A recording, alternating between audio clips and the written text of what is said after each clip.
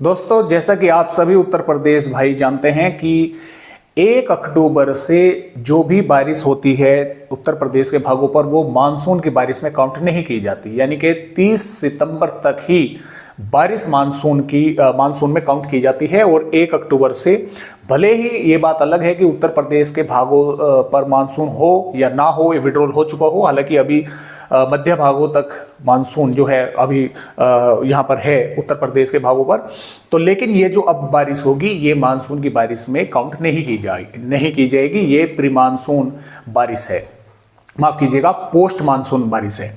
अब देखें दोस्तों, उत्तर प्रदेश के कई इलाकों पर 4 अक्टूबर से भारी भीषण बारिश होने की संभावनाएं हैं और 5-6 अक्टूबर में पश्चिमी उत्तर प्रदेश के भागों पर काफी भारी बारिश की गतिविधियां देखने को मिल सकती है, क्योंकि दोस्तों दो मौसमी सिस्टम रहेंगे प्रेजेंट भारत के राज्यों पर, और ऊपर से एक WD भी आने वाला है, और WD भी काफी ज्यादा स्ट्रॉन्ग यानी कि ताकतवर है। तो उत्तर प्रदेश के भागों पर काफी जोरदार बारिश जो है वो देखने को मिल सकती है। खास तौर से जो किसान भाई है उन्हें परेशानी का सामना करना पड़ सकता है, क्योंकि हवा की रफ्तार भी काफी तेज देखने को मिल सकती है उत्तर प्रदेश के भागों पर। किस कारण होगी, कैसे होगी, वो मैं आप सभी को बताता हूं। देखिए दोस्तों, शायद आपको यहां पर अच्छे से समझ में ना आ पाए, मैं आपको सीधा ही आगे लेकर चलता हूं ताकि आपको अच्छे से समझ में आ सके। देखिए होने क्या वाला है दोस्तों, अभी फिलहाल बंगाल की खाड़ी पर भी वेल मार्क बना हुआ है, इधर गुजरात के भागों पर भी वेल मार्क बना हुआ है। अब ये दोनों ही डिप्रेशन बनेंगे। ये जैसे जैसे अरब सागर की तरफ आगे बढ़ रहा है, इसे मॉइस्चर मिलना यहां पर शुरू होगा, ये डिप्रेशन बनेगा। अब आप कहेंगे कि सर ये तो बाहर निकल जाएगा अरब सागर पर, इसका उत्तर प्रदेश से क्या लेना देना? लेना देना है दोस्तों, क्योंकि भारी भीषण बारिश करवाने में इस सिस्टम का भी एक अहम रोल रहेगा।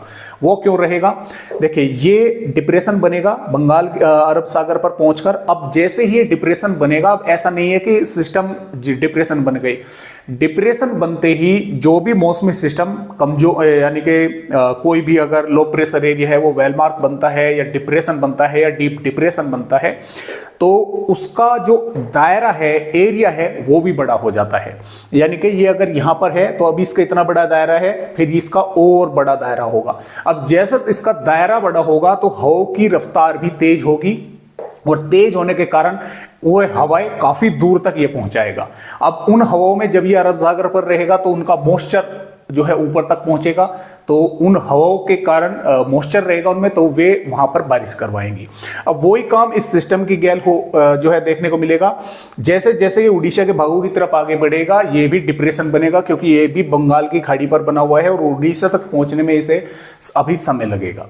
तो ये भी डिप्रेशन बनेगा, डिप्रेशन बनकर उड़ीसा के भागों से होता हुआ इस तरह से पूर्वी बिहार या माफ कीजिएगा पश्चिमी बिहार या पूर्वी उत्तर प्रदेश के भागों से इस तरह से ये आगे जो है इसके बढ़ने की संभावनाएं हैं। हालांकि इसके ट्रैक में थोड़ा बहुत अभी फेरबदलाव भी हो सकता है, अंदर से भी आ सकता है और इधर से भी आ सकता है।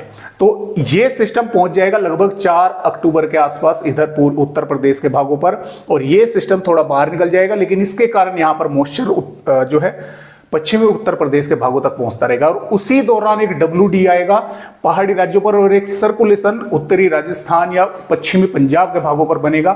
तो मॉइस्चर की तो कमी नहीं रहेगी, WD में पहले ही मॉइस्चर रहता है, और ऊपर से दोनों सिस्टम यहां पर मॉइस्चर पहुंचाते रहेंगे, जिसकी वजह से काफी भारी भीषण बारिश होने की संभावनाएं बन सकती है उत्तर प्रदेश के भागों पर। फिलहाल के अपडेटों के अनुसार मैं आप सभी भाइयों को भी अपडेट पे दिखलाऊंगा। अब जैसा कि मैंने आपको बताया कि इसके ट्रैक में फेरबदलाव भी हो सकते हैं, ये मध्य प्रदेश के भागों से भी इस तरह से आ सकता है, और WD और ये सिस्टम दोनों मर्ज भी हो सकते हैं एक जगह। तो ये थोड़ा सा अभी देखने वाली बात होगी। तो अगर ये मर्ज होते हैं तब भी भारी बारिश होने की संभावना है, अगर ये मर्ज नहीं होते तब भी काफी भारी बारिश होने की संभावना उत्तर प्रदेश के भागों पर नजर आ रही है। 4 अक्टूबर से पूर्व उत्तर प्रदेश के भागों पर बारिश बढ़ेगी। तो आइए देखते हैं कि फिलहाल दोस्तों हम 2 अक्टूबर में उत्तर प्रदेश के किन किन भागों पर बारिश है, और 2 अक्टूबर से 8-9 अक्टूबर तक देखेंगे किस तरह से सिस्टम उत्तर प्रदेश के भागों पर बारिश करेंगे। फिलहाल तो जैसे ये बंगाल की खाड़ी पर सिस्टम बना, डिप्रेशन बनेगा कल तक, और उत्तर प्रदेश के भागों तक इसका असर दिखेगा। उत्तर प्रदेश के भागों पर बारिश की गतिविधियां बढ़ रही है, वार्निंग भी कई भागों पर है। देखिए, लखीमपुर खीरी, सीतापुर, बहराइच, श्रावस्ती, बलरामपुर, गोंडा, सिद्धार्थनगर और के साथ साथ इधर बस्ती, संत कबीर नगर, महाराजगंज, गोरखपुर, कुशीनगर, देवरिया, सीतापुर, बाराबंकी, लखनऊ, उन्नाव, कानपुर नगर और हमीरपुर, मोहब्बा, ललितपुर, इधर बलिया, गाजीपुर, चंदौली, मिर्जापुर, वाराणसी, संत रविदास नगर, सोनभद्र, इन जिलों के भागों पर हल्की से मध्यम, कुछ भागों पर मध्यम से तेज बारिश की गतिविधियां भी देखने को मिल सकती है। यह सिर्फ ऐसा रह सकता है कुछ भागों पर बादल आकर रह गए, हल्की फुल्की बारिश जो है होकर रह गई। हवाओं की रफ्तार भी कुछ भागों पर तेज हो सकती है। आगरा, फिरोजाबाद, मैनपुरी, पीलीभीत, शाहजहांपुर, फर्रुखाबाद, हरदोई, कन्नौज, इटावा, औरैया, कानपुर देहात, जालौन और झांसी, बांदा, फतेहपुर, रायबरेली, अयोध्या, अमेठी, सुल्तानपुर, अंबेडकर नगर, आजमगढ़, मऊ, जौनपुर, प्रतापगढ़, कौशाम्बी और प्रयागराज, चित्रकूट, बांदा, फतेहपुर, इन भागों पर भी बादल पहुंचेंगे। कुछ स्थानों पर सिर्फ बादल आकर रह जाएंगे, बारिश नहीं होगी। कुछ भागों पर थोड़ी बहुत हल्की फुल्की हो सकती है, लेकिन इन भागों पर भी कहीं कहीं पर तेज बारिश की गतिविधियां देखने को मिल सकती है। अब इसके अलावा जो पश्चिमी उत्तर प्रदेश के भाग हैं, सहारनपुर, शामली, मुजफ्फरनगर, बिजनौर, बागपत, मेरठ, गाजियाबाद, हापुड़, अमरोहा, मुरादाबाद, रामपुर, बरेली, संभल, बदायूं, कासगंज, एटा, हाथरस, मथुरा, अलीगढ़, बुलंदशहर, गौतम बुद्ध नगर, गाजियाबाद, हापुड़ के, बागपत के भाग हैं। यहाँ पर वैसे तो मौसम साफ रहेगा, लेकिन बादल इन भागों पर भी पहुंच सकते हैं। अब सिर्फ कुछ भागों पर तो हल्के फुल्के बादल आकर रह गए, कुछ भागों पर थोड़ी बहुत बूंदाबांदी, हल्की फुल्की बौछारें भी देखने को मिल सकती है, या हो सकता है थोड़ी बहुत तेज हो जाए इक्का दुक्का भागों पर। हालांकि यहाँ पर संभावना बारिश की कम है, यही है कि बादल वगैरह पहुंच सकते हैं।